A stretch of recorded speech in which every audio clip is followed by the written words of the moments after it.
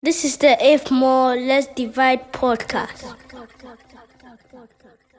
Yo, Charlie, guys, what happened? Welcome to the If More Let's Divide podcast. And we are back again with another episode. Charlie Fred, That's good, G. what happened? I did, man. Small headache went by me, but strong. Charlie. Another week, Charlie. But today's episode is, I believe it's going to be one of a kind. Of course. Yeah, because we've wanted him for a minute. And yeah, we have him today. With our first episode of season 1, the very first episode, Yeah. the guy, our guest, spoke a little bit about him because he knows him very well. Very, very well. If you're a fan of the podcast, you should know who we are talking about. Ladies and gentlemen, listeners and watchers, help us welcome a legend, one of a kind, Of course. someone I can proudly say I know. For sure. And with reference to our first episode of season 1, the guest was Mensa. And today we have his father, Tumi Ebow Ansa.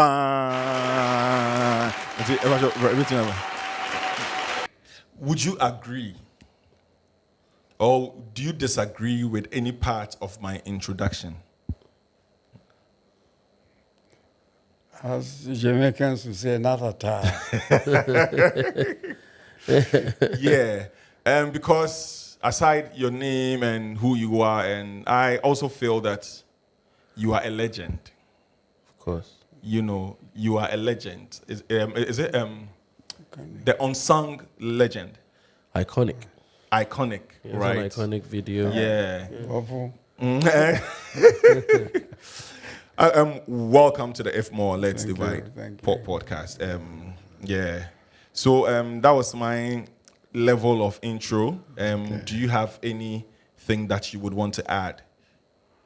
Because I personally know that you have done a million things. So if you have some titles. It happens. It happens now. It's a journey. It's a journey. Depends where you're coming from. But from my place, my father, the training, and it's a lot you have to go through. Sometimes you find yourself doing too much. And I had a friend who would always say that, that's maybe one thing at a time. But when you are imbued with so many things, a dark room into light, light into dark room, it's my father wouldn't catch you not doing anything. When he enters the studio, you must be active doing something or pretend to be doing something. It's action. You say God is action. God is always working. He's not sitting down, And so you learn to do things all the time. One of the funny things that I've come to realize that, in photography, he was teaching his children photography, how to look at things, how to see things, and how to remember things. And during my time, the photography had other things, like, call it primitive. The picture, the image was exposed onto a glass. This one, you have taken the lead. Yes. You've taken the lead. A glass. You are answering all our questions before we ask. and then the glass, operating with glass, image on the glass and washing it, drying it, everything, and printing it. Yeah. So that means what you just told us is that your father was into photography. He was a photographer, professional photographer. Can you tell us a little bit about him? Well, he he started as a pharmacist, and then he took on photography. He went to study photography. And funny enough, I was young. I was about 12, 13, going 13. And because of the medical background, we were also involved in, those days, you have to process the pictures with chemicals, developer. We consist of so many chemicals, for my age, developer, has ingredients of methyl hydroquinone, sodium sulfide, sodium bicarbonate, and so on and so forth. That was a high stuff, It's and you have to learn all that. You learn the chemical table. Only to find out later on that the same chemicals that you use for photography is used in hospitals, in medicine. The hypo, the metabisulfite, and so on and so forth. The academia, they know all this. So at the age of 12, you learn the chemical table and you're operating with it. You mix it, and then you have your stock solution. And then working solution. When you're working with it, you have to dilute it 1 to 3, 1 to 4 in order to dilute, and you're dealing with a very, very strange, subject. The paper, and it has all its own, So today, as I see it, you were raised up to do a lot of stuff that was not local. Your schoolmate doesn't know all these things, and then you're learning them scientifically, chemically, so forth. And that's the beginning. So it was discipline and precision. Okay, from your dad. But Dad, when I'm holding a glass, a cup in the kitchen, and it slipped out of my hand, I have to block it with my leg because of the plate, the photography plate. Yeah. You ever break a plate, because, people have come to take photograph, a wedding, and then you come home and you break the negative. You can't bring all of them together to take that picture. So it was essentially important that your eyes open and the ears throughout, open. yeah. So that was... you feel safe. Yeah. You got to feel safe. Yeah, very safe. So how many siblings were you? Oh, yeah. Well, my mother's side were 5. Okay. And your 5. mom and your father's side? Father's side, there were others before. You see, before my mother came in and so on. So we were 5, but it's all right. Okay. Then 5 with the same father? Yeah. Oh, okay. Cool. And then I had my older brother and sisters. So how many of you took after your father's trade, photography? Well, the old man decided that it was rare, but he taught his daughters photography, which was not common in those days. Yeah. So the oldest was sent to Liberia. The first lady photographer of Liberia. What's her name? Jessie. Yeah. Say Jessie. From traditional JC. JC, yeah. Fire maker. So whenever there's sadness in the home, it's the GC who brings fire and warmth to the family. Our names are incredible. They all have meanings. So she went, and then my other sister, and she was also trained and later on became the first lady photographer. Where in Ghana? In Ghana, yeah. Oh wow. What's her name? Felicia. Felicia Racy.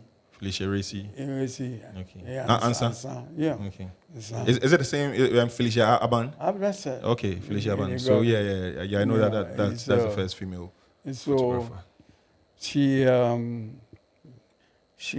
went through it, and then she opened the studio in Accra.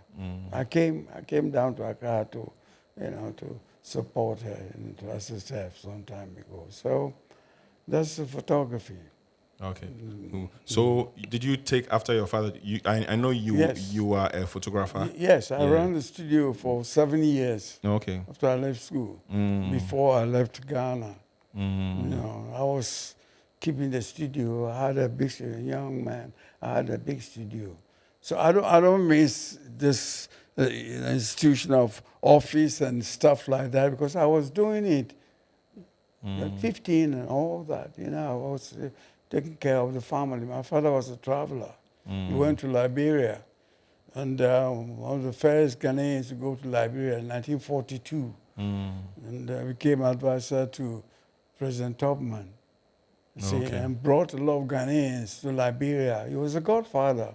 Fishermen, artisans, carpenters, a whole lot. My father brought them to Liberia. So I was the sort of person he was, and a leader, and so on. Yeah. So, Hi. Hi. I've heard so much about you. It's just I'm taking it all in because it's an honor to be in your presence. We've been curious about picking your brain because you have a very expansive life, career-wise, and just what you've explored. And listening to you, I am sensing that you have a lot of reverence for your dad. Absolutely. And so I would like for you to maybe tell us a little bit more about that relationship. Like when you were being raised, how did you feel about it? And in reflection now, how do you feel about him? Well, he was a man of all seasons, I would say. He traveled a lot, because of his sense of adventure and doing things, beyond himself. He went to Liberia when we were young, and my mother was industrious. She had, I think, about 10 passbooks, the old establishment, UAC, UTC, Leventis, so she had a passbook, and she would get goods, and so on. So warehouse, a big warehouse. So she wasn't miserable, she was busy, and she had a background too, that was very important to live up to. But my father traveled, and he comes back, and then he had a studio that some of the relations were working there. And then after they all left, then I had to come in. My sister left. I had to come in and take over the studio because it was a livelihood, to pay rent, school fees. My siblings had to pay the school fees and so on and so forth, hospital fees. And so I started early. Doing the responsibility was early those days. And but the photography was just another profession that a lot of people didn't take it seriously, that it was anything that, but I didn't stop anywhere in the photography, all the illusions and whatnot. I went straight into it, absorbed it. And for example, in those days, you can't take a dead photograph, a dead person's photograph. I did, because with the fear of going to a dark room and meeting a ghost, I did, and so on. And children too. It was difficult to photograph babies. So most photographers used to photograph plain, cameras, 7x5. But my father was so progressive. Each time he came back from Liberia, he brought something new, phenomenal. The cameras. Whilst we're using, just old cameras, he brought Speed Graphics, which is an American top camera, and so it has a faster speed. If you're taking a baby picture, if you don't take care, the baby is going to, move around and spoil your film. In those days, too, it wasn't easy to get the film. The film was slow, So, and today we have fast films. Yes. Panchromatic, this and that came, and my father's pictures, 1/60th of a second. You can take a baby, whatever he's doing, games he's playing, is just with a release cable. You can take a picture without the baby. Then you take it. So we were ahead of time. And my father later on brought light, to photography, So we were ahead, taking night pictures. Those days at 5 o'clock, no photography. Wow. When the sun goes down, no photography. Right in 85, the films were slow and so, but we had panchromatic films and speed graphics. And so he brought lights, transformers, 110 volts. So we had to step down. Ghana was 220, so we had to step down. A whole lot of us, a kid of our 15, you're learning so many things, Right. because that was life. That was life. And so that happened. And you get to meet people. I was photographing Lebanese, all sorts came to the studio for passports and weddings and so on and so forth. It was just amazing. Our generation seems to be a generation where we are more keen on our interpersonal relationships with our parents and maybe even the previous generations. And one of the things that Mutombo and we've been mulling over in terms of the show and talking to our peers about is that the relationship dynamic between our parents and their parents seems very different from how we perceive our relationship with our parents. And so for us, one of the things we've been very curious about exploring is, because of your experience with your dad, experiencing him as how he raised you and that relationship, how did that influence your own way of raising your kids?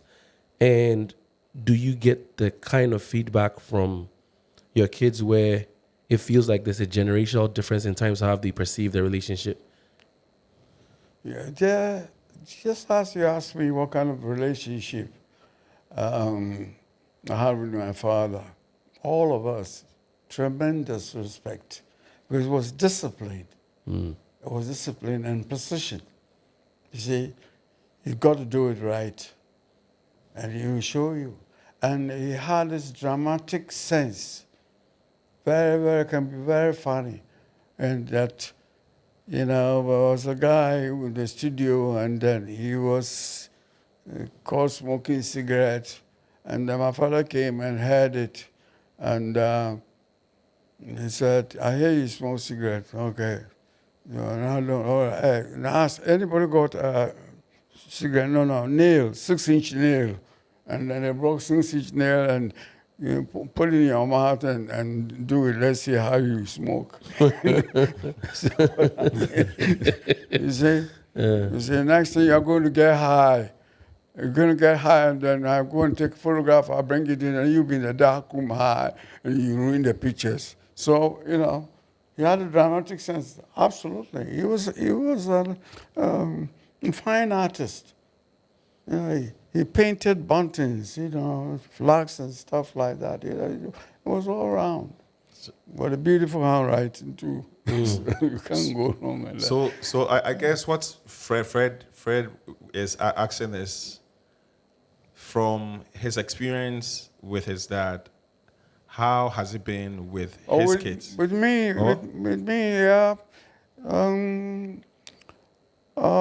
Unfortunately, I had to do a bit of traveling too. Okay. I've been just like father, like son, and I went away.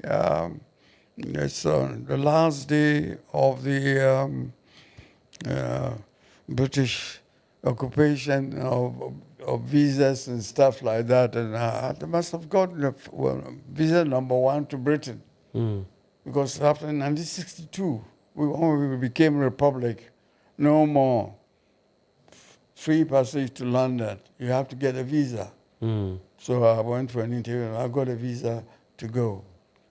Oh, there used to be free passage to London? Yeah. Child, them boy wrong time. Yeah. 2nd of July 1962, I had to go get visa. Okay. And I went to UK. But my children, later on, it's like they were different too. They didn't relate to, the profession, photography. They didn't come to the studio to watch, pictures, like playing gota or something like that. If they had free time to do whatever, we didn't interrupt them, come and watch pictures. No. I was out of the studio, I have traveled, I've gone to England, and then they had a modern, stance of doing things. And so, but the only thing is that maybe they retain some art in them, Yeah, like, that's from the genes. yes, Yeah. from genes, art in them. They could have all been, but mothers has a lot of influence too, Where the child is inclination to art is, I want him to be a doctor, doctor. So the kid starts hiding his true self, his real talent, When he draws, he hides under the bed because mother wants him to be a doctor. We've gone through all that. So it's, it takes a lot of... So when we had the mentor, we spoke about fatherhood because for season 1 we were talking about fatherhood a whole lot, and he told us a little bit about you, amazing things. But one thing that he said, you were a superhero, to him when he was a child. But one thing that he missed being a child was you not being there. And you just said that you were out of, traveling. I was traveled. I went to England when my son was young. And then I would come up, my main son was highly talented. Right in the beginning, I saw that he had talent. And I would go to his school during school plays and stuff like that. Sometimes I visit the classroom, I buy some sweet, and I go to the classroom and share it among his mates. And so I'll talk to them. Just come from England. I'll speak to them in all modesty and humility. I told them once, I think Mason was telling me that his classmates were asking, is your father a priest? You see? Is your father a priest? No, he's not a priest. Yeah. He's an actor also. So I went to England. Yeah. Would you right now looking back, would you change anything back then as a dad, or if you had the chance, you would still do the same? It was a learning process for myself. I said, when am I going to grow up, get over to this studio all the time? You do what you're told. You see? You do what you're told. And your mother has the backing of your father, together. When you have idea of going away, your mother will try to convince you, please don't go, because it's going to affect her. Anything that the children will do, the mothers will get the insult. See, those were the days. So you have to really pay attention to what your mother says. And then the father, you see. And then he is... He's a man. My father was called photo driver, my son's a photo driver. Those days, there was no sense of graphics or photographer. It is my son's a photographer for a while, and then people would not. We were good enough to do what we learned, but Ghanaians, they want the old man himself to photograph them. It happens all the time, But going back, would you change anything about being a dad, or Fred? I think that's the question. Oh yes, I wish I had time to find myself, the self. Who am I? Why am I doing all these things, going to all these places? And I wish I had enough time. But then, time was going, and you had to be responsible. Settle down, have children, and so forth. But I wish I didn't have to travel, for so long. That's why I left the U.S., California, and came back home. I want to be able to enjoy what I know about it, because I see things. So then you come back, you see you're already going. Nice. So Nice. that's it. But I talk to them. I don't tell them what to be or what to do. Yeah. I never said to myself, I want you to become only Mesa. Once I thought, well, Mesa, why don't you go into you love music, you love the arts. Go into music, and take a law degree, something like that, in copyright. Yeah. So they'll be able to help the musicians, the local musicians. Nobody cares for them, They just do it. Happy to hear their voice on radio. But to protect them, in the end, I had to suffer the same thing from, people I've worked with. I think I was doing so many things that I didn't really put all my hopes on one thing. To the business side. The business side, the musicians have that problem. So you write a song, and the song is everything. Before somebody's recorded a song, then you're going to argue, like Osibisa that we have. So let's go back a little before we move on with this, especially your music background. Yes. But I hear or I know that your brother is also Ko Ansa. Yeah, Ko Ansa comes after me. Oh, Ko Ansa is after you. I'm 2 years older than Ko. Okay, so Ko Ansa, if for those who don't know, is one of Ghana's ace directors. He owns TV Africa. Ko Ansa directed Heritage Africa. Yes. Ko Ansa And directed Love Brewed in the African Port was directed by Ko Ansa. I played in So you basically come from an arts background because of your dad. Yes. Yeah. Yes. Do you have any sibling who isn't into the art at all? Unfortunately, No. they didn't have the chance, but my older brother is a photographer in Liberia. He was posted to Liberia at the age of 16. He was the first photographer. So the same for photography, art. Yeah, art. Dope. And then I came and took my younger brother, Kofi Sasreku, and the designer. Yeah. Oh yes, and London. Kofi Ansa too. Yeah. The designer is your younger brother. Yes. Wow. Yeah, yes. Child Fred, the family, the arts. Yeah. And they are all top at top. Top. And then there's another one who's into, like, he's a hairdresser. Art. Art. Yeah. But extra. The creative space. He was attending to some people, the mayor of DC, Wow. and to image consultant.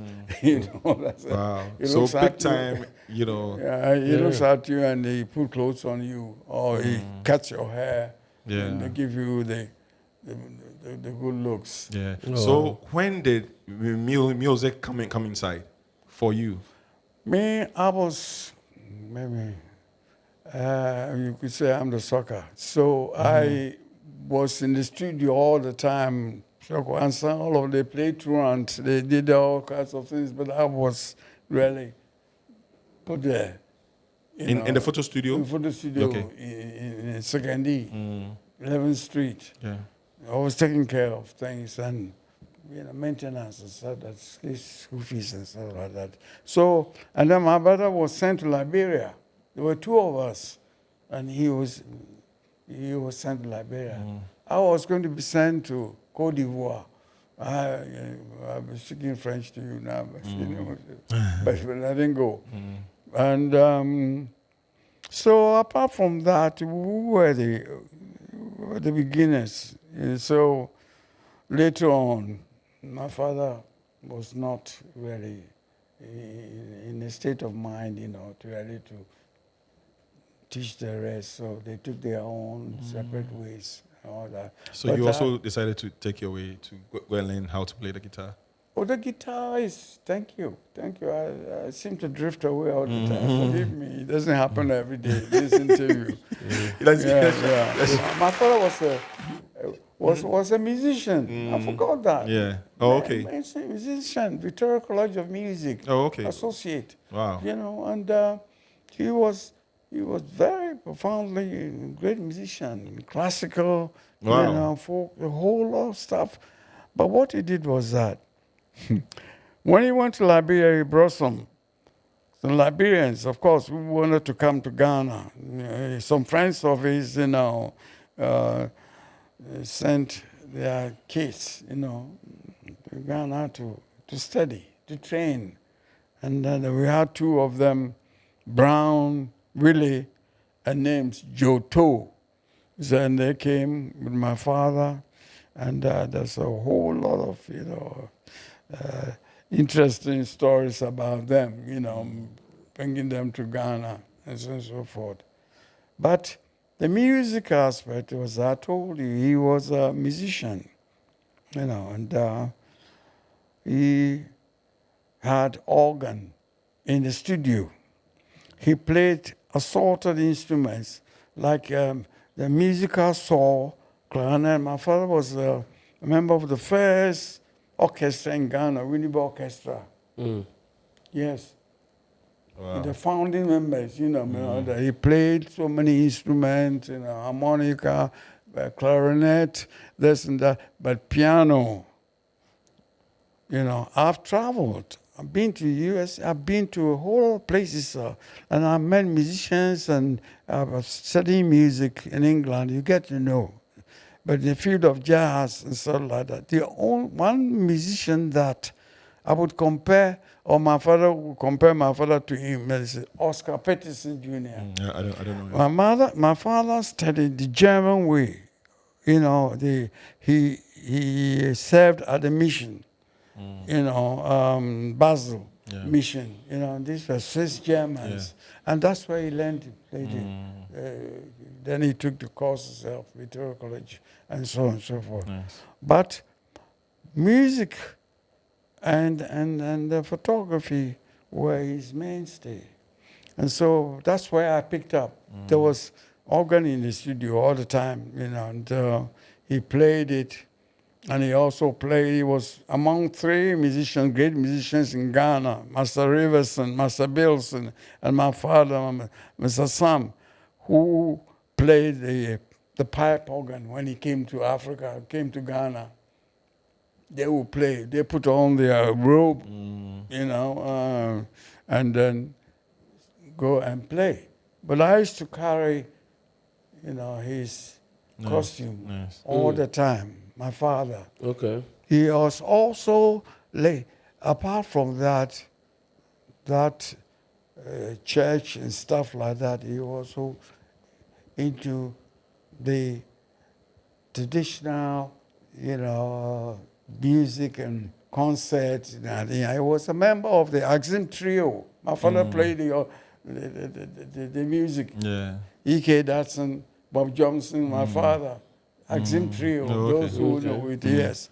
So you basically picked your music from him too. Yeah, so photography and music. And music, that was that. So when did you start taking music seriously? At the same time, I was in the studio from 12 going 13, 14, 15. My father had employees who ran his, he had a corn mill. And then these two guys attended the corn mill, and I happened to know that they played the guitar. Okay. They played the palm wine guitar. What's the palm wine guitar? That's a genre of high life, or no? Yes, a genre of, not even genre. It was a real original. Okay. Approach to the guitar. I mean, what else would we play? Never saw anyone who was playing hymns with a guitar. But palm wine was a very, very unique style from the classical vein. People hear of palm wine music, they think you drink palm wine and then you play. No, it is discipline. Because whilst others play with plectrum, which I've done too when I left that side, you have to learn to play with the finger style, fingers, individuals.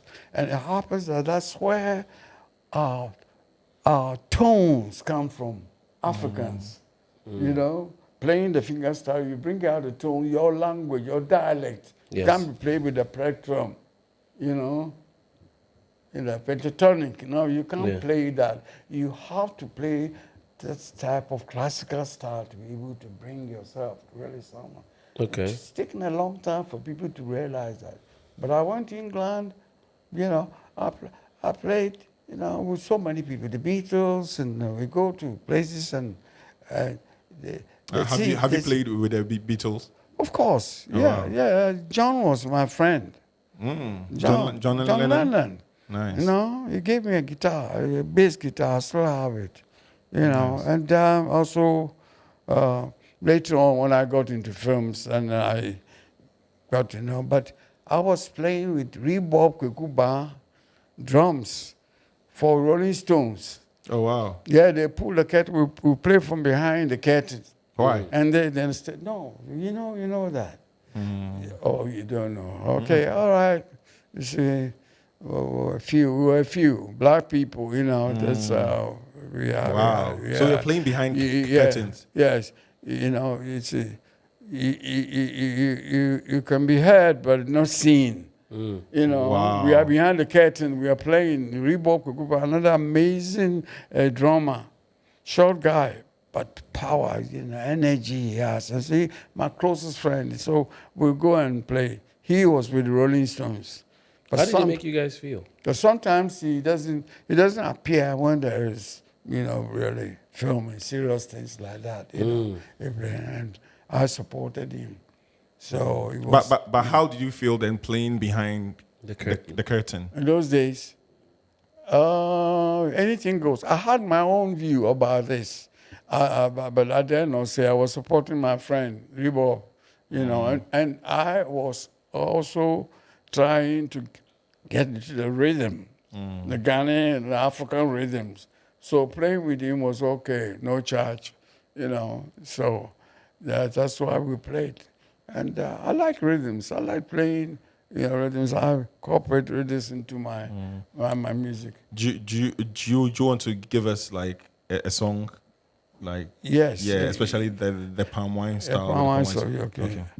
So,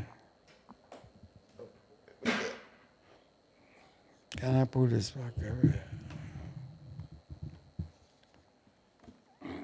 When I was growing up, there were some great musicians in those days that, apart from the European music, they entertained and the folks. And hold on. Pull them towards you. No, pull the main thing, the main bar. This one. No, there. Just pull them towards you. This one. Yeah, yeah. No, pull them more. Pull them. I don't want to make you raise the guitar. Okay. Yeah. you can bring it up. Yeah, because he won't really sing it. Oh no, make just pull them away. Okay. Yeah. One of the songs that I learned from my teachers was, in fact, the son of the Salvation Army in secondary, the priest called Father Cromwell. And that was his son, Kweku Cromwell. And his partner was called Jipre. He's a Liberian, blind. They taught me to play the guitar blind, man. But it's a technique that they use. Later on, I found out was pure classical. See, yeah. See, so it's like...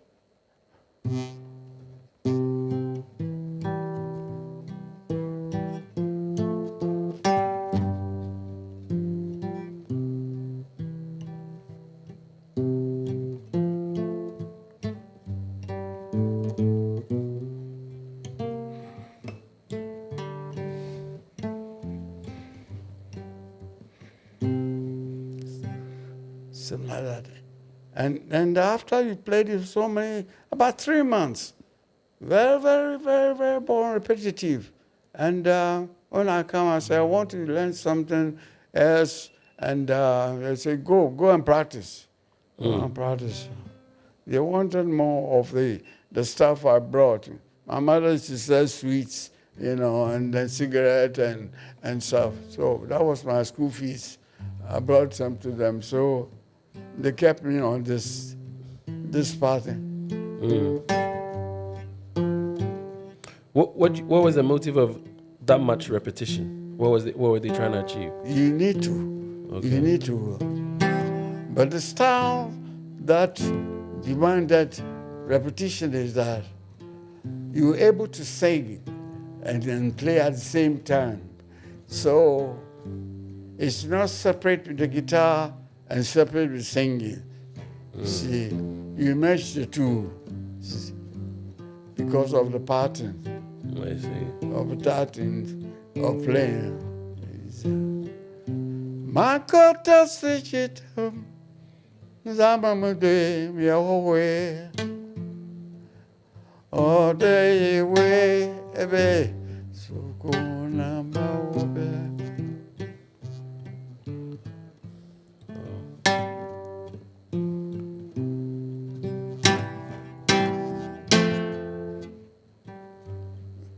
Kotamane sukuna maobe.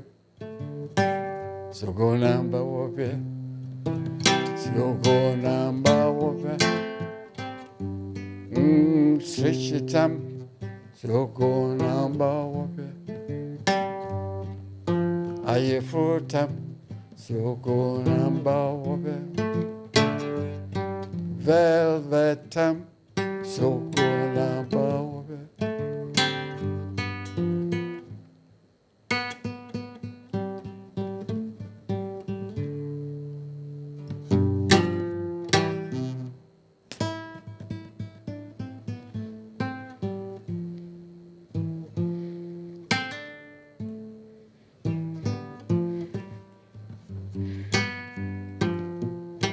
So you need time. You need time to master it. To learn all this. So what do you think of our music? Or more directly, what do you think of your son's music, Mensa? Like I was saying. Yeah, let me put the guitar down. That's what I was saying. Mensa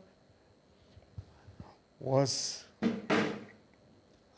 he had, I would say, everything that I could, I could tell him to do. He could have done it, but he had influences, the morning influences, that what was going on, and he was good at it. He was a pioneer of a few things that he did, but I couldn't stop him. Once I came from England and what I was saying, Mensa Pedal recording, and so I'm born. But the stuff I was doing, it's not what Mensa is doing, So later I got him a guy, a bassist, and a few others that he went and recorded, and had to pay them something. That was also a lesson, Musicians, they don't play free. Yes. You got to give them something, and so he did. Later on, he found a friend, David something. Bolton. Yeah, and they were doing their own thing. I came, he wanted to do an album, so I just went to studio and laid the track and left. But the guy was amazing. He was a genius. It was a small, place. Kids were screaming, everybody was saying, and he was able to record me. And then he and Mensa, they continued. And do you remember the song? yeah, I remember the song. Can you sing the hook? Yeah. It's well. The games we play. The games we play, yeah. The games we play is the games you play. But your game is my game. My game is yours. Yeah. You play the white keys on the piano. Some kind of music on the piano. Yeah. But if you want a perfect harmony, then you're going to play it together. Yeah. Who said that? It's Ansa of Africa. Yeah. So. What's your favorite song from your son Mensa?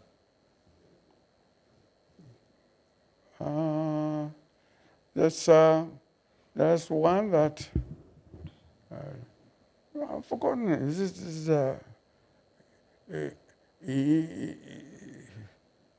He started with Reggie's some catchy song, But there are a few.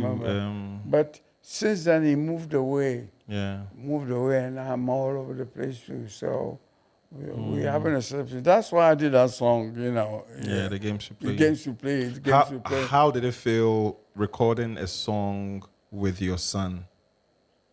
Oh. How did it feel? Because I felt good. I felt good but I didn't want to interfere too much because he was full of ideas, you know. And I kept my music where it should be, you know. So I'm not in competition with anyone. So he unfortunately, I don't know, but he didn't push it. Nessa didn't push the song, the games we play. Maybe it wasn't his really gig or something, but it's there. We all know that the song is there. Yes. Yeah. Fred. Yeah, there's so many questions I want to ask. I don't know how much time we have left. But I want to ask you a general question about us as well, again, because I'm listening to you and I feel like your disciplinarian tribute stands out the most, where what you know, you stick to it, and this is how you've known that it must be done. For all intents and purposes, the responsibilities that you felt were on your shoulder then. You knew the one way to carry forward and execute them. Our generation is a bit more sentimental. We want that emotional attachment to our parents sometimes. So I know it's a tough question, but I want to ask you, do you, parents of your generation, think that we are soft? I can talk about the area of music where you have to really discipline yourself, let a few things go. Is that... No, I mean like character-wise, like the way we perceive the world and the way we the move. world, yeah. It's like we are not enthusiastic enough. You know, the kids today to learn, to practice, and to get, you know, the core of things. Yeah, we work quick, flashy, because the world itself in its technology, you know, it's intermittent. Everything has to be fast and be replaced with some other things. But in music, you have to practice, like everything else. If you don't practice, you won't get it. But because of the modern trend of music recording, it's just like that. They go to the studio and they got all these machines and do that. But I feel that we apply it to so many things. We have to be, you know, really ambitious to study. Kids here don't want to study. They want easy come, easy go. Okay, so I'll give you an example. I feel like for me, one of the complaints that I've shared with my peer group is I've never heard my mom say, "I love you," to me before. Yeah. And sometimes we sit around as a group and chat about it. Even a hug is kind of difficult to get. And we feel some type of way about it. But I think you grew up in a different generation where that element of closeness was also very popular. So I'm trying to understand the mental aspect of how you perceive us and how we perceive you. Is there a disconnect? That's a good question. By the time you don't love with your parents. You stand your place, you know, kids, you know, don't show your face when adults are having a conversation, you know your place, and so on and so forth. I got into trouble because I was not, you know, parental or romantically involved with the idea of when you see your father come, you just run to transport to meet him. No. I got a few slaps for that. It's just like this boy doesn't like me. See, like that. See? Okay. See? So we're not like that. We're not the mothers. That's why I found, you know, mommy. Give it to me.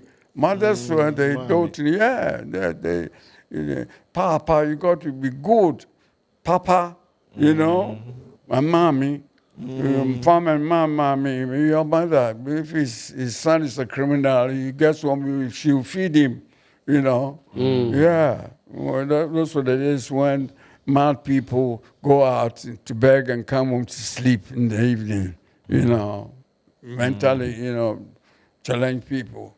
So it was different. Things have changed so fast, and that's so we're not really infatuated, and so on and so forth. And like when you do something, you've done very well. No, you won't get that.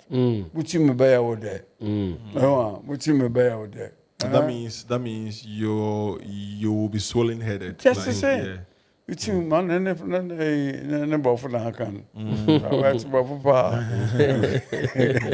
Yeah, Fred, you get follow-up question. Yeah, so it feels that because I'm telling Mutombo this season, we want to get personalities like yourself who have raised multiple children and done it a way that you believe this is how you're supposed to do it. Yes. You're telling us some of the ways that you grew up and you held on to.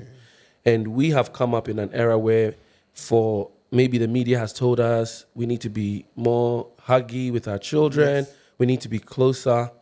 You have a lot of experience. You've lived a very long, productive life. Yes. From where you sit now, what is your true perception of the two styles of parenting? When you look at your own history with your kids, and maybe sometimes when you observe how your kids are raising their kids, what are your observations that you say, you know what, I don't think that's the right way, or I think that's something I wish I could have done? Our parents, those days, they also took it from those who were a master, where their parents were very strict on them. But with me, because of the theater, I'm able to tell when something, catches my fancy, says something is good, I say it. And I try to bring out the emotional aspect of, good, into my children. I have a daughter. I forgot to mention her name, Efua Jiswa. She was also into photography and all that, but now she's again medical. She went to study. She's a nurse. She went back to the roots. Roots, yeah, like me, chemicals and medicine and so on and so forth. I wanted to be. My father thought I was going to be a doctor. Doctor. That's it. Yeah, taunt you that. No, I could never. I would be a betrayer. So I got there. I went to film school. Under film school, I was there because I was familiar with so many things. My father was a filmmaker. He had a cine camera. He gave me my first cine camera. So, it was all around. So I went to film school, then went to drama school. You see, and so the two. So there was an element of rebellion, you would say, from what your dad expected you to become versus what you yourself felt your talents were. So you went that direction. You pursued it. I didn't go opposite my father's direction. I said I would have betrayed him because I spent so much time with him, teaching me so many things, discipline, the joy of music. He said to me, he has enjoyed himself as a musician. He came to play. He played for Richard Nixon when he came to Liberia. Wow. My father played for him. No, I mean when he said go and be a doctor when you went to England. Oh, yeah. And then you went to do the thing that your dad had raised you to do. Did you feel like it was an element of... Yes. Okay. And that was that, because of my abilities to do things, to understand, and so on and so forth. I was very keen. I went into photography with all that it takes. We took a course from American School of Photography. That's where I was going when I left Ghana. Okay. And then I went to Britain and I went to film school. So that. But what's really interesting is my children,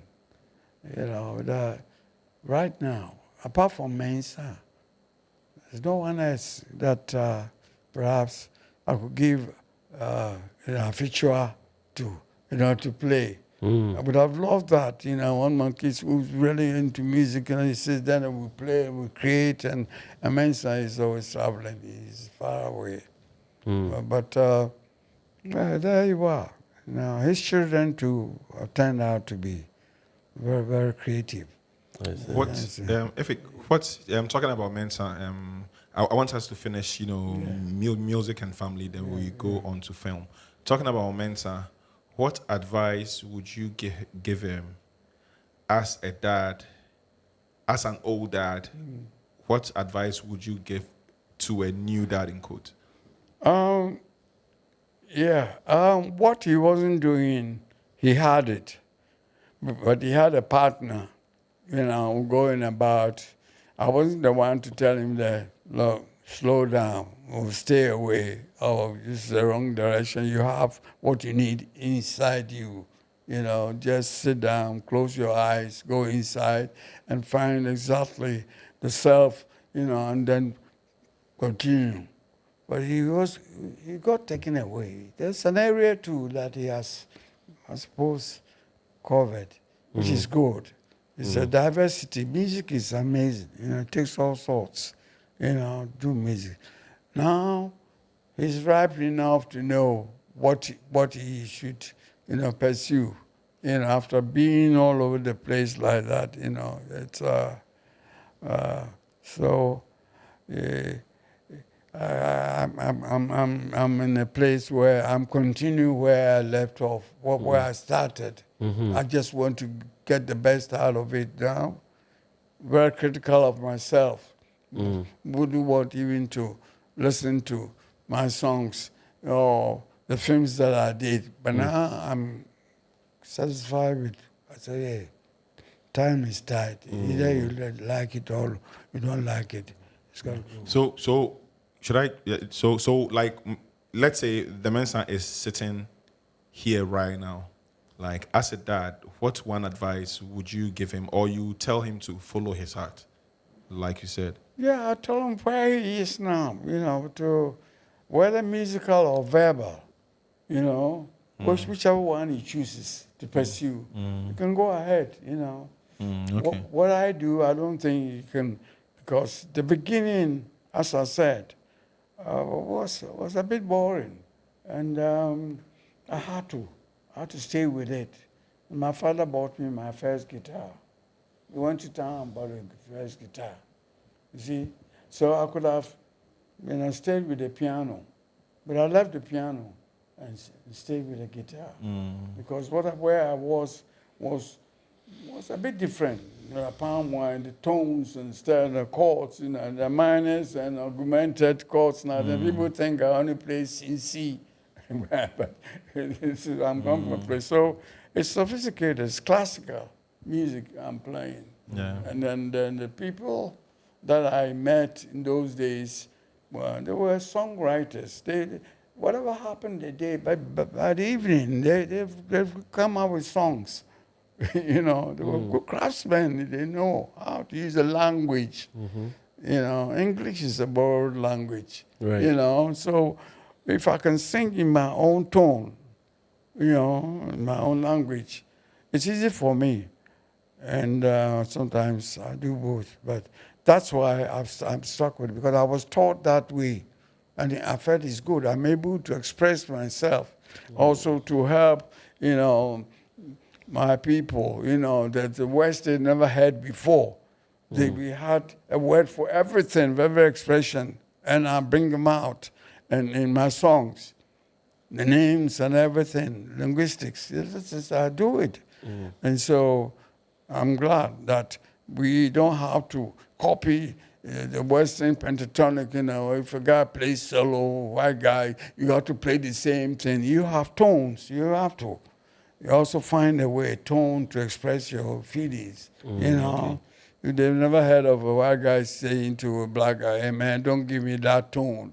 You see? So apart from the Beatles and Rolling Stones, who else did you play with? Oh, quite a lot of music. Can you give us names? What do you call it? Ginger Johnson. Ginger Johnson and Ginger Baker. Ginger Baker. A whole lot. Britain was a very beautiful place. In Ghana here? In Ghana? No, in Britain. Okay. In Britain. But Britain wasn't like America. So Americans were a bit a bit offish, the musicians. But in Britain, you can sit, but they were always anxious to learn all the type of music, the Beatles, like that. But there was a guy in Nigeria, a Nigerian guy who was always singing. Well, da da da da da da da da da da, yeah. So the Beatles took the tune. Yeah. Oh bloody. Oh bloody, oh blada, Nigerian guy. Okay. Oh wow, I didn't know this. And then they were open to so many things and very humble. They asked you to teach me, how did you do this? Because when I'm playing, they look at my finger and say, how does he produce the sound?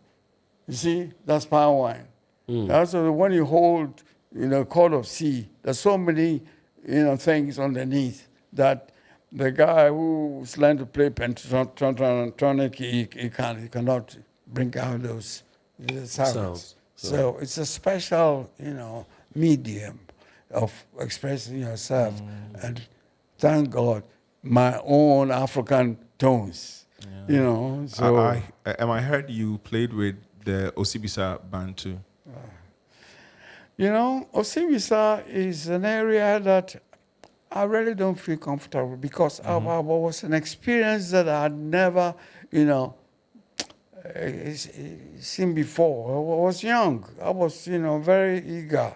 So I was free because I was on TV, I was in films, and then music too. So when Osibisa came and out of the blue picked me up and let's go to Tunisia, it was an adventure. I thought, fine. But we didn't have a song between us. When we arrived there, we had to go for audition. It was my song that we rehearsed quickly to go and get a job. You see, they came out with a name, cat's paw, a whole lot of stuff that going on. They were playing to Europeans all the time. The music they were playing, everybody loved Saturday night, what I mean? And so don't mind your wife. And I came in with... You don't mind your wife? Yes. And I came in with the rich, I was playing,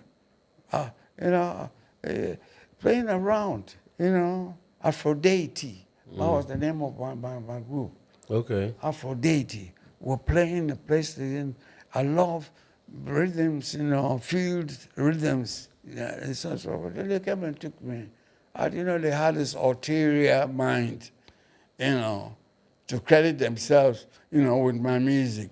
What about, I was not able to tell.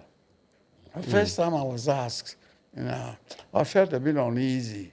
Just, but it's all right, they've done their thing, they've gone. But to be asked about them, that hurts. Hurts too much. How can you take somebody's music and credit it to yourself? And make That's not the first time I'm hearing a story like that. Make so much money with it, and then don't give a damn. Which song was that? Do you know? The song are 5. There's Welcome Home. We are going, that one. And then Oranges. And The Dawn was the first one. I'm singing about the dawn of the deer hunt. I come from Winneba. The dawn of the deer hunt, early in the morning when you go to every home, you can have, there are 2 groups in Winneba. A Futu, Danti, and a Futu. Some Twafo and Danti, sorry. And intermarriages, they're married together. But on that day, if you are Twafo, you have to go to your mother's side. Don't stay with the Danti. And so on and so forth. So it's a powerful, early morning magical, going to the forest to catch a live deer with bare hands. So the music was throbbing.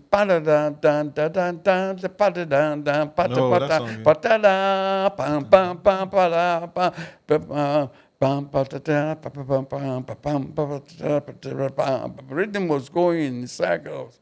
Later on, I transposed the music to Wendell Richardson, the guitarist, and Spartacus. They were asking me something. They were counting like 1, 2, 3, fast. I know African music goes in circles. That's not, look, if you sneeze, you can't get it into it.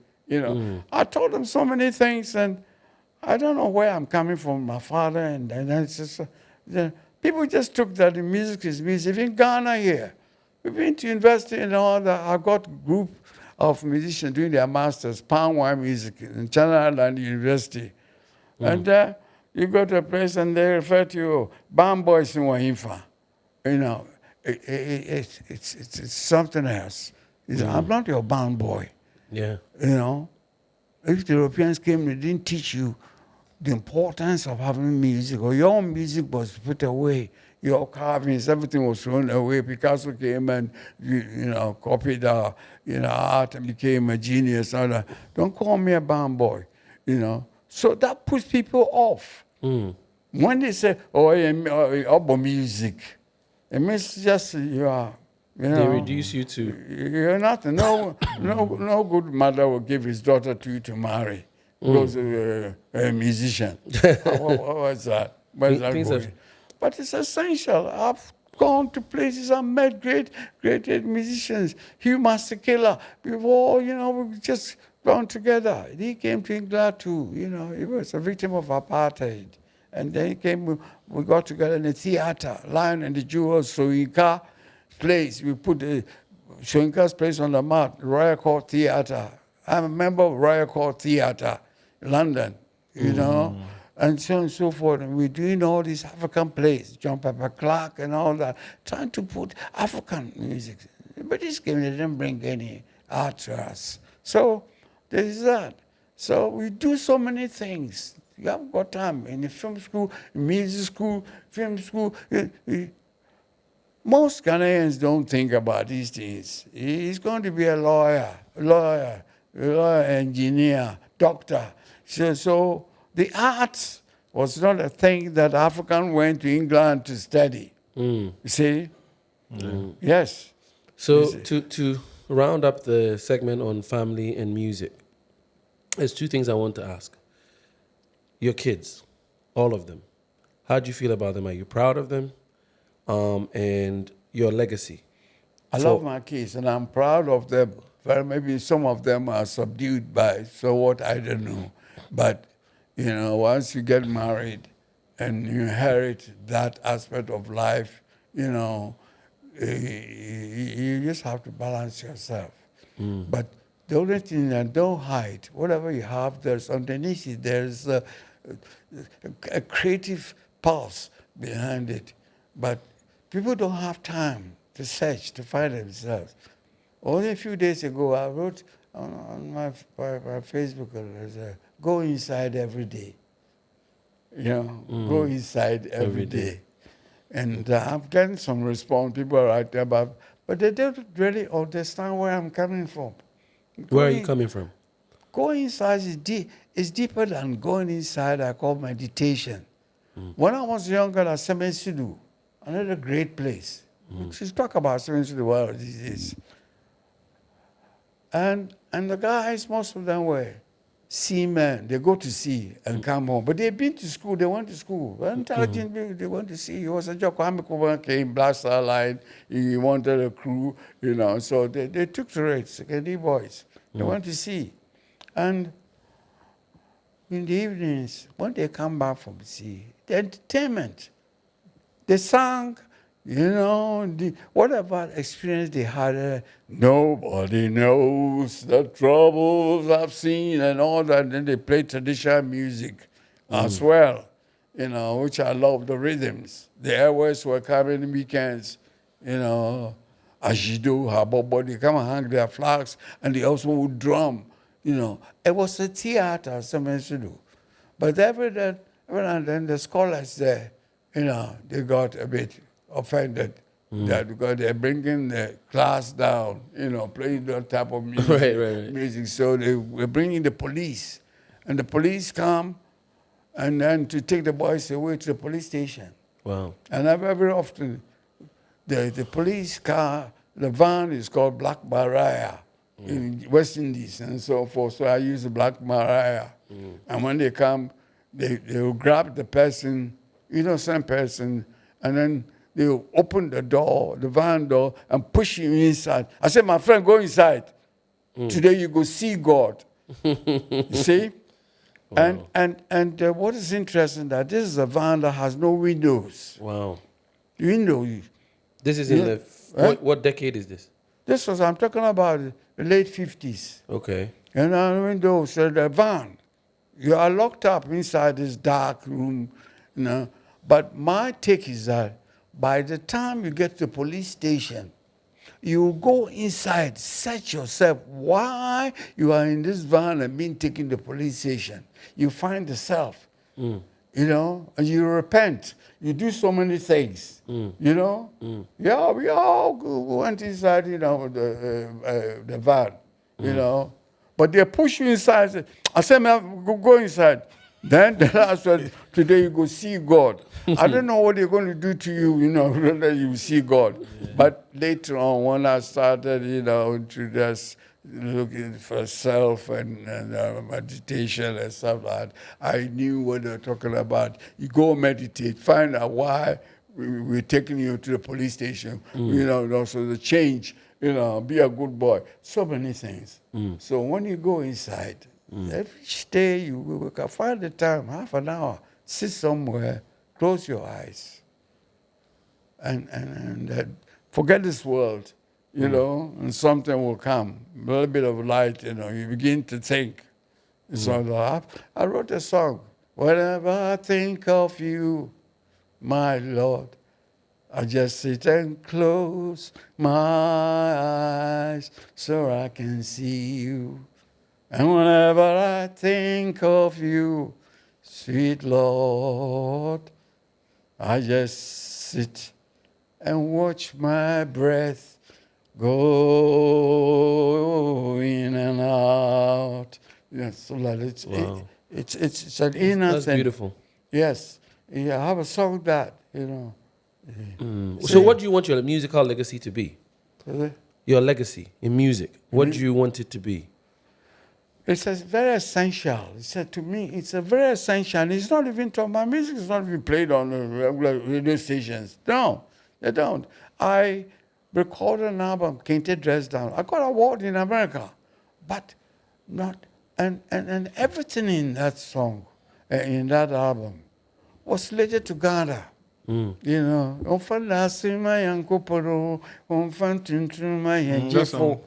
all this is the Painted Dress Down. Yes. And Is that on Apple Music at the moment? yeah, now it's on staging everywhere, you know, on the digital platforms, you know, and these songs, the dirges, you know, takes you far away. You know, it's soul music, deep. They don't play it. I don't play it. So I don't get interviewed often, you know, just like that. But I've been there. You know, I've been in the media. So many places and I've been. And I come to Ghana. It's just nothing. You know, you know. So there, I think, where Mesa, I think that he has to really sit and listen and then see what he can do. Because who am I leaving this to? Him, you know, because at least he started somewhere. He can adapt, make it his own and improve and, you know, they take it anywhere he wants to take it. It's just that he must find time to really to listen. And by now he knows that, you know, I've written music for films, you know, not just but for films. Miles Davis wrote the first music for films, Lift the Scaffold. I was in film school when they showed this film, Miles Davis, trumpet, and that was my encouragement. So I've been writing, you know, for films and plays, stage plays. I did that in London and so on and so forth. But no credit ever is given to that, except Osibisa came and took it. So I feel still vegetables in the market. Well, he doesn't even know where the C The C stands on the musical stave. Now he accredited himself with "We are going," and then said, he's dead and gone. Sorry, you know. And Mactonto too came to Tunisia. We brought him from Tunis to London.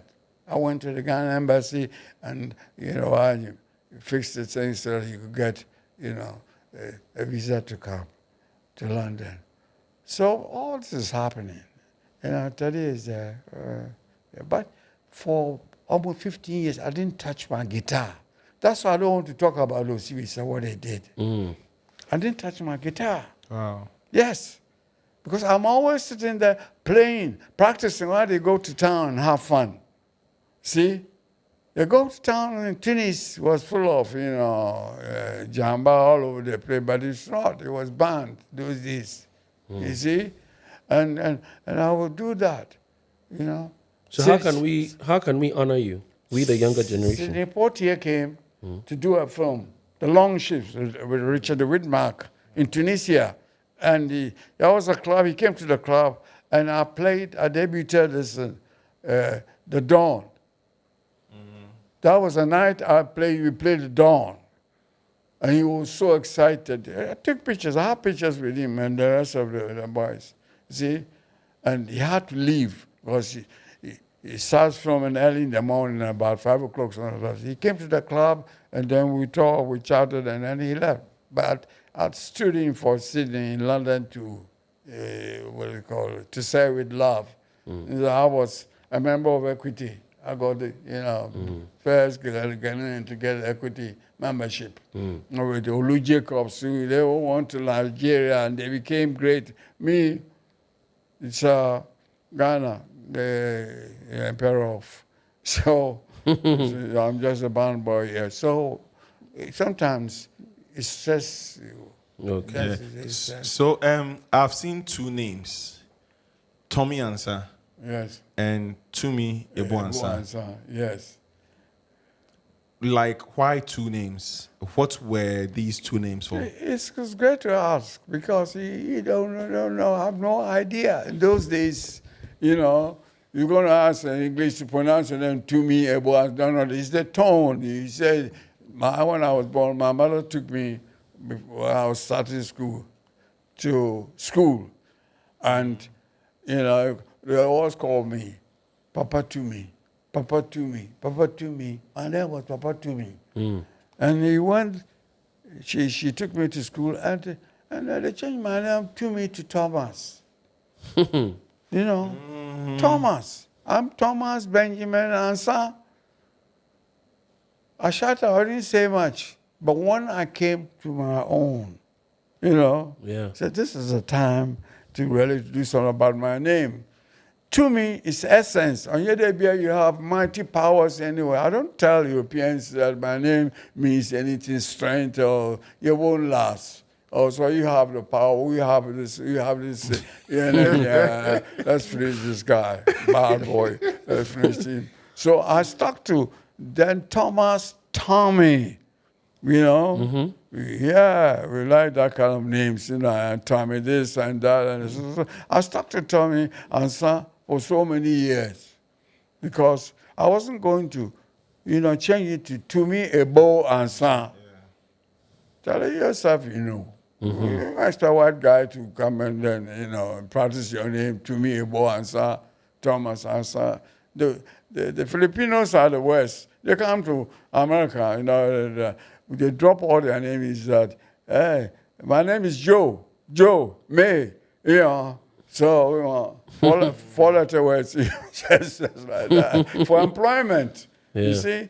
So they are very funny, they're discriminating about, foreign names, people from outside England, who don't speak English, not their names. Go and find a simple name and get a job. Don't bring all your traditional names there. So that is that. And Ansa too is not A-N-S-A-H. It is A-N-S-A. I had discussion with my father, you see, and he explained it to me. Ansa, not Mr. Ansa. The Europeans will drop your name. or add sibilant H to your name to bring it down. You are not supposed to have a high name. Yes. So your name is cool, that. So, but Ansa goes up. Sa, infinity, that which never empties. Ansa, see? Not long ago, I tried to explain to my kids. They say, you're changing your name every day. So are we supposed to tell our children to change their name? And some children, call yourself whatever you want, please. I didn't say change your name. I'm telling you the meaning. I'm explaining the meaning of Ansa. Yeah. There was s03 Ansa, a prince who was caught and sold to slavery in Barbados. And my great-great-grandfather won the British Empire. If they don't bring his grandson, no white man will be saved here. They went and bought him in Barbados, brought him to England, groomed him up, and they brought him back to the Gold Coast here. My father had so many children, he only one conferred that name, Kofi s03 Ansa. That's it. Great guy.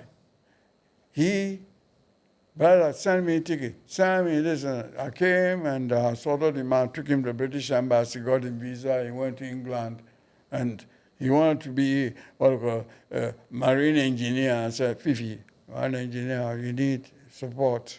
You need a company, ocean fisheries. I tried so many places that I couldn't get him through the college of a marine college. So eventually I said, what do you want to do next? And so we debated, and then my mother sewed.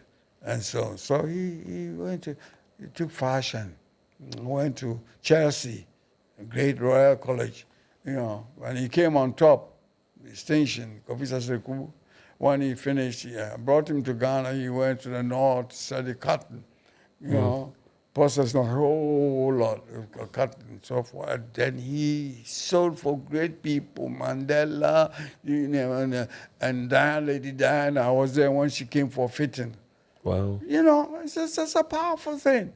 And then he eventually sewing for Britain, all the top guys. The guy who performed the first heart, operation from South Africa, his wife, and then Rich Bitch, and then a whole lot, people he was sewing to. Then finally he came to Ghana. He also changed the dresses, judges, and so on.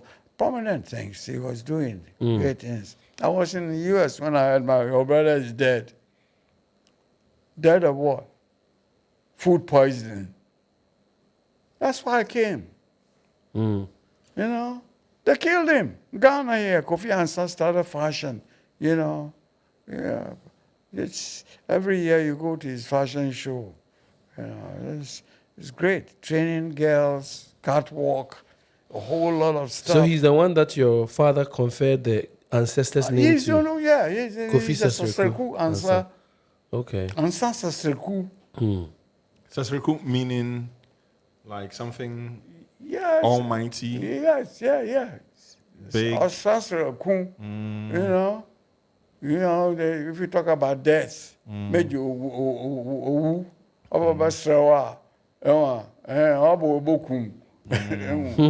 you can't bribe him. Are you ready already? Come on, let's go. See, a great name to hold on to. He's the only one among so many children. I don't want to, but s03 Ansa. And the whole story about him, he's my kid brother. You see, my mother, after so many years, having birth, he came. Wow. You see, he came along. And he looks like my father. Wow. Yes, the whole personality, the suave, everything. So that is that. That's something missing somewhere. We don't live in a place where preservation of history or valuation of something is happening here. We don't. That's why I was asking you earlier, that how do you think we, the younger ones, can honor you in your legacy and what you have done? I don't even know. Well, I was interviewed at plus 2 to 3, and this lady asked me, so how would the kids understand your music? I said, they're doing it all over in America. There's so many places are here too. I'm speaking Fanti. Why? Why wouldn't they? Because they are lazy. They just don't want anything, local. Everybody wants to be, been to. I've been here, I've been there. That's what's happening. You can't force them. It's their time. It's their time. Cool. That time too, we had Elvis Presley. We have a whole lot of rock and roll. We had blues. Just in my time. So, but it depends on the parenting. Parents have got to be strong these days. So you find your boy at the betting shop. It's a very powerful influence going on in Ghana here. So if we don't, you see. We Africans, we think that rich people allow their children to do anything they want to do. But it's not like that. A good name is better than, Riches, yeah. Yes. So they are very particular. They allow them some free time and stuff like that, but they keep an eye on them. See? Cool. So let's talk about film. Then we end. Yeah. So you were an actor too, like we said at the beginning. You were in some films too. I know Love Brood and African Pot and Heritage Africa and His Majesty Sergeant. Yeah, His Majesty Sergeant. Sergeant. Yeah, Sergeant never dies. Yeah, a very dope, interesting movie. How did you land roles in these films? When I finished drama school, Guildhall, and so on, and the private, schools, and you had to have an equity card to be able to appear in films in Britain. Equity, Actors Union, Professional Actors Union. I mean, from Gold Coast, so I was taxed that I had to do things like stage plays, music, like I said, and theater. And so eventually, I was recording all the time with Emmanuel Renzos, who later on, became a keyboardist for Osibisa. He's my nephew. I put him there when we got back from Tunis. And so the acting, I was doing plays, 13 plays you have to do. Yes, on a stage plays. Another discipline, improvisation, this and that. But when I finished film school, I went to work in a studio called Studio Film Craft. And it was Film Producers Guild. It just happened that it was there where they processed Ghana newsreels and everything. That was a company I worked for. Yes. And so Ron Curtis and then the producer there and all that, they took me in and all that. And people come to the studio. As a technician, the director will be asking, who's this guy? I'm telling you, wherever you turn, you're a black man, Kodaki, they wonder how you can end up in a studio, that. And Ron would tell them, he knows everything, but he doesn't talk. See, that was my credit, Yes, I was doing everything. We shooting commercials, bathroom, white women came, I was lying in a bath, a whole lot of things, offended some people. And I taught film technique in the studio. In the evenings, people will come, and then I'll teach them all the dictionary of terms, see you go, long shot, close up, middle shot, and so on and so forth. The disciplines of films. Models will come, and I'll teach them to familiar themselves with, the terms. When a director said, it's a close-up, or something like that, So I was there working and also teaching, But the theater, Theater was there. I came out of drama school. But to get a job, a decent job, so you work in the theater, Mm. and then until finally I got into an agency, Afro-Asian, agency, where they get jobs for artists. There weren't many of us. And like I said, Olu Jacobs and all these big Nigerians and so on and so forth, who went back home to make money became famous, not like Ghana, you see. And so it was after that I got my card, equity card. And I managed to become a member of the Songwriters Guild of Great Britain. Okay. Yes. See, so I was a member of all these institutions, and you find Are you still a member? yeah, I'm still a member. It's been a long time, Recently, I went to England, and I wanted to see if I have some money there. A Mason called them and said, so I did films there, TV. And so Richard Attenborough shot a film called 10 Reddington Place. It's about Christian murders. And I took a major part in it and all that. So every now and then I get a little bit of money. So we call them. But the film had been sold, maybe like that, and I got my little bit a long time. And then eventually we got to meet the South Africans, Lion Gakani, Miriam Makiba, all the South Africans were running away from apartheid. They came, so we all got together.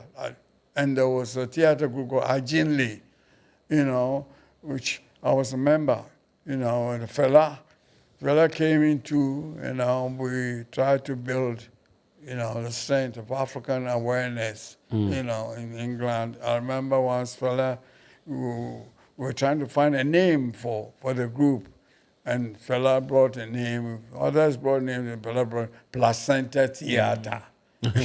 Right from the womb. Placenta. Placenta Theater. Fela and I got on very well. When he comes to Ghana, I meet him at Apollo Theater. He loves Cantamanto gin. So I'll meet him there, and I get in Cantamanto.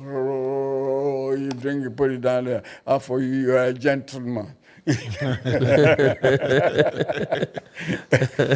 Yeah. So he's there. So how was do you remember how was the experience like filming His Majesty's Sergeant? Oh yeah, His Majesty's Sergeant.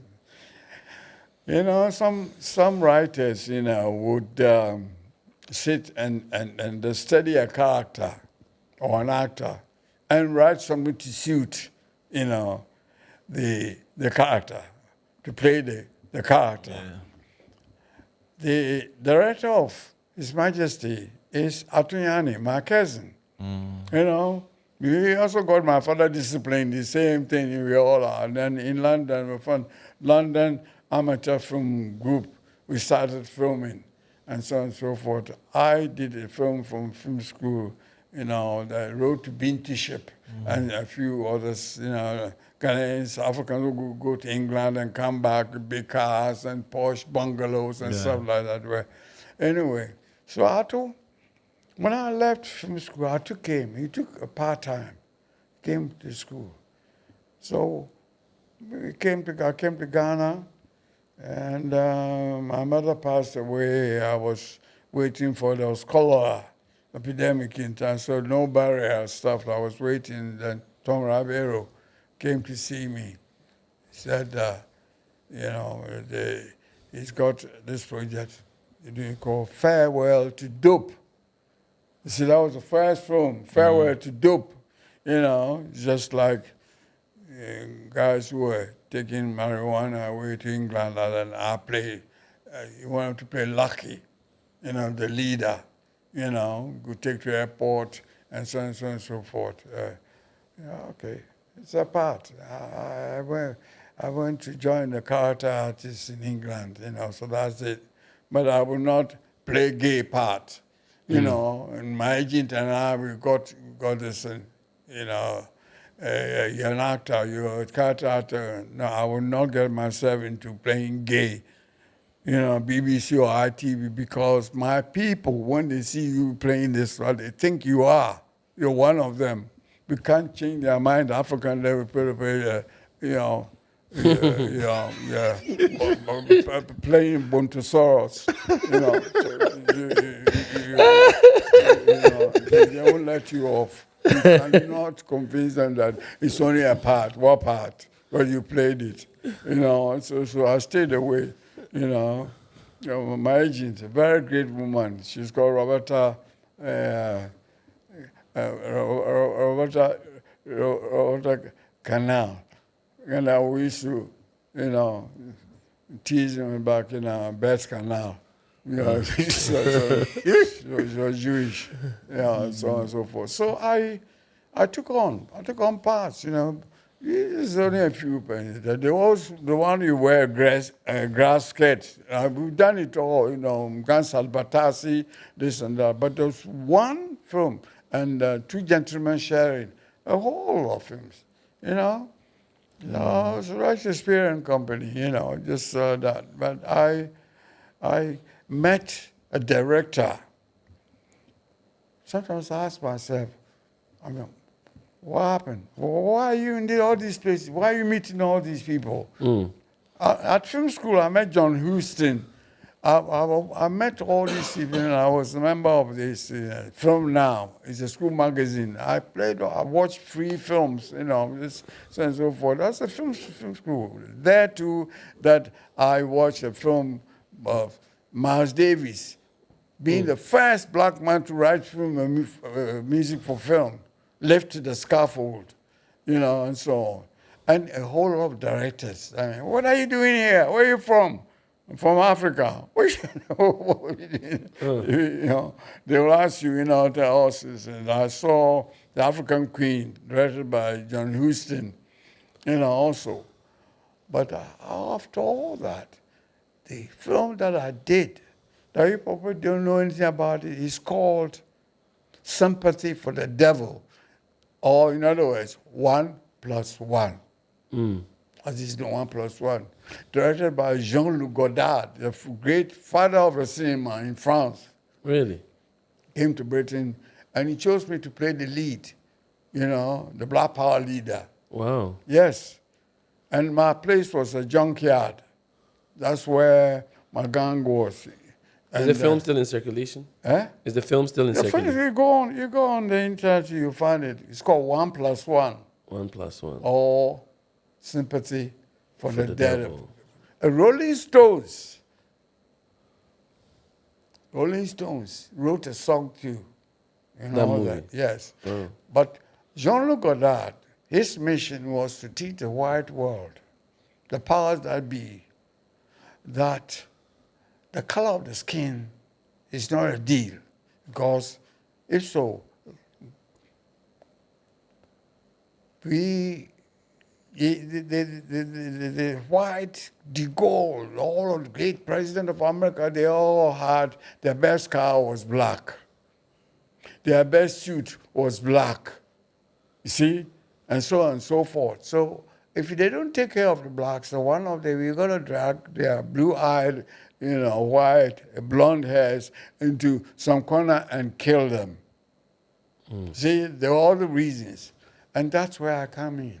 Preaching all that Edward Cleaver, all the classic, black, writers, I was a gateway, you see, or a way in, or bringing them out, that what they're saying, the white world should listen to what they're saying. It was a very important film that is not even shown here. So that was that. I met him. I left from school, and I liked the way he worked. Jean-Luc Godard discovered so many artists. Brigitte Bardot. There's a whole lot of films in France that were classic films. He directed them. Wow. He wrote them. And he became a friend. His wife played a part with me, and so on. And I learned technically. the way his technique.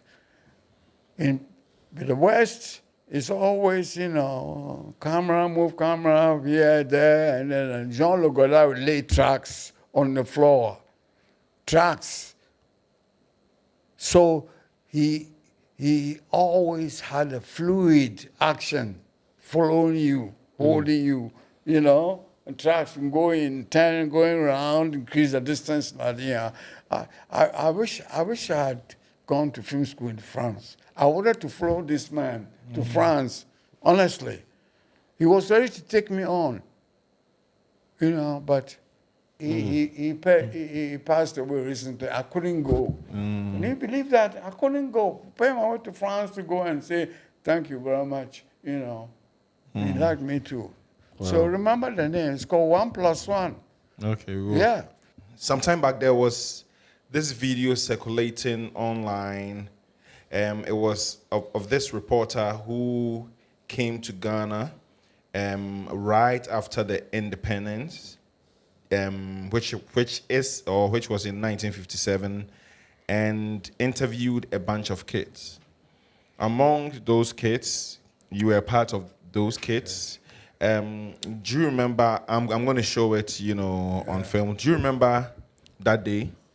Yes, I think we were taken to a place. I think it is polo grounds or something like that. A polo ground, yeah. There were a lot of big polo ground. If you watch it, and this white man was interviewing. There are a lot of people, and the group were there, and I think he asked me a few things.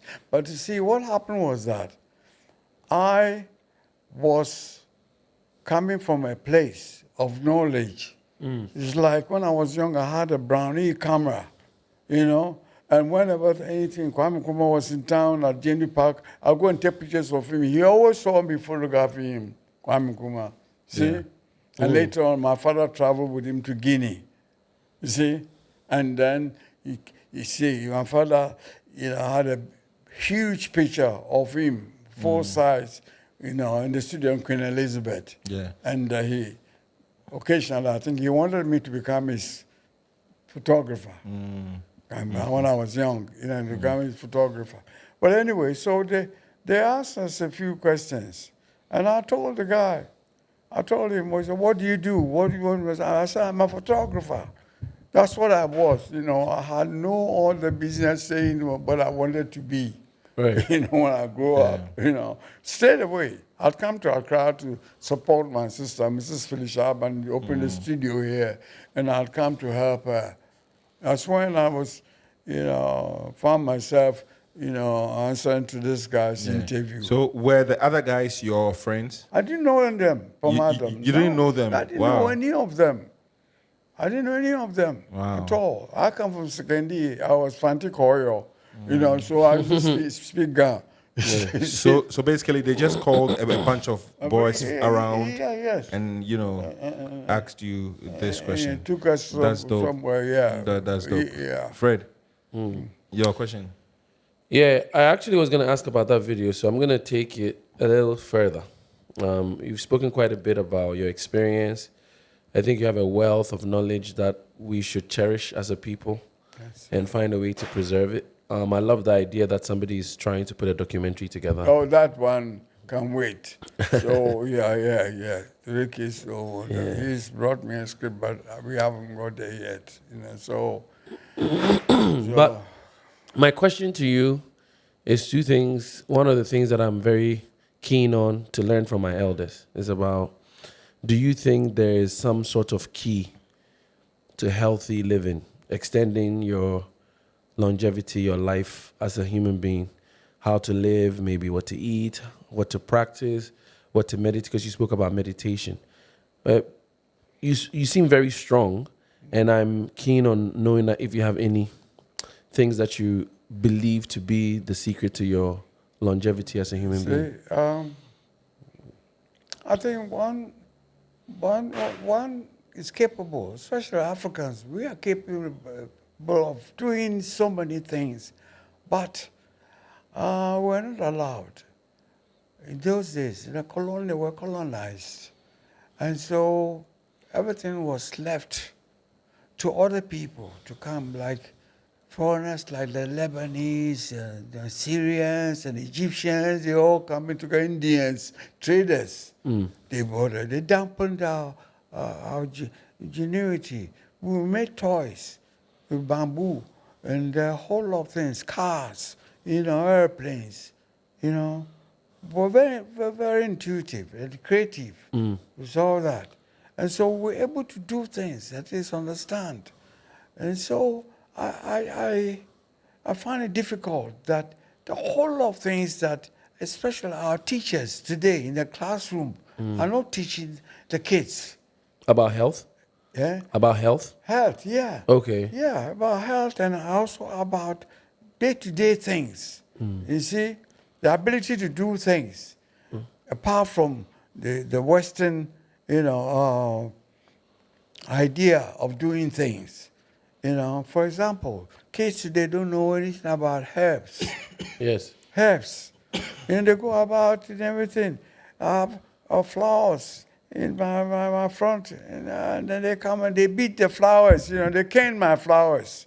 Because mothers will not put any flower in the house for the kids to see that it's a good thing to have flowers. They have good fragrance. When they see a flower, instead of admiring the flower, they pick the flower. By the time they turn the corner, the flower is dead. You see? There's no this intuitional flower is nature. Put it in water, and preserve it, and so on and so forth. So it's gone. It's gone, but it's never too late. Nowadays, people are getting into herbs. And I've always predicted that maybe in about 10, 20 years' time, no Ghanaian would want to go to the pharmacy to buy a paracetamol, para. We'll find a substitute to para, something that is potent that they can drink and that.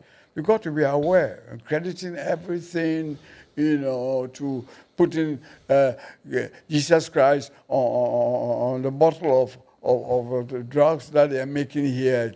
You're noting that, if Jesus on it and it's heal all, if you take it, you get well because Jesus is on it. This is stretching it a bit, but it's true. We don't appreciate anything local. And so is the music.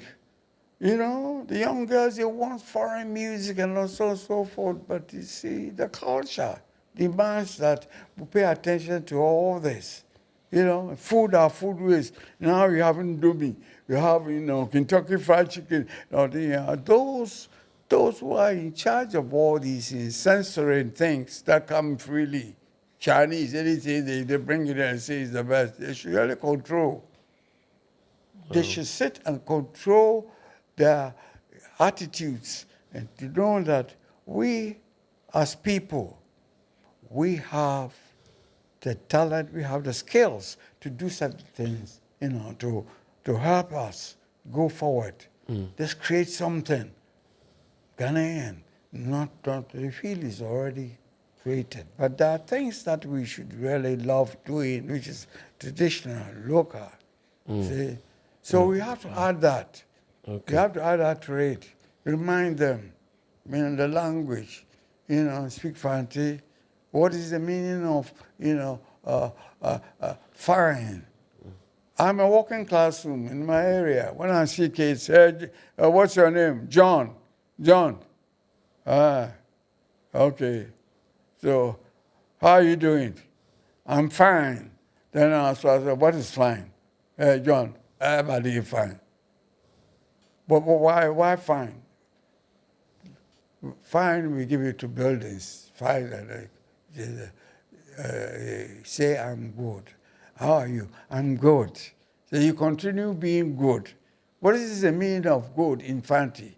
But what is it? And then you fumble and say, Papa, Papa, Papa, yeah, Papa, free Papa, no begin, do I Papa? And I go on with them. And then why mothers are called mommy because they're always giving it to us, and Papa, you got to be good, look after the children. So I go to a scenario of all these little things, a few minutes. But I'm teaching them. As I call myself a walking classroom, my area. So if you ask any kid, how are you? Okay, I'm good. Wow. I'm good. It's not much, but you know what I mean. It's a lot. Yeah. You It's know, I'm profound. good. Cool. Osen, oh yeah, is good.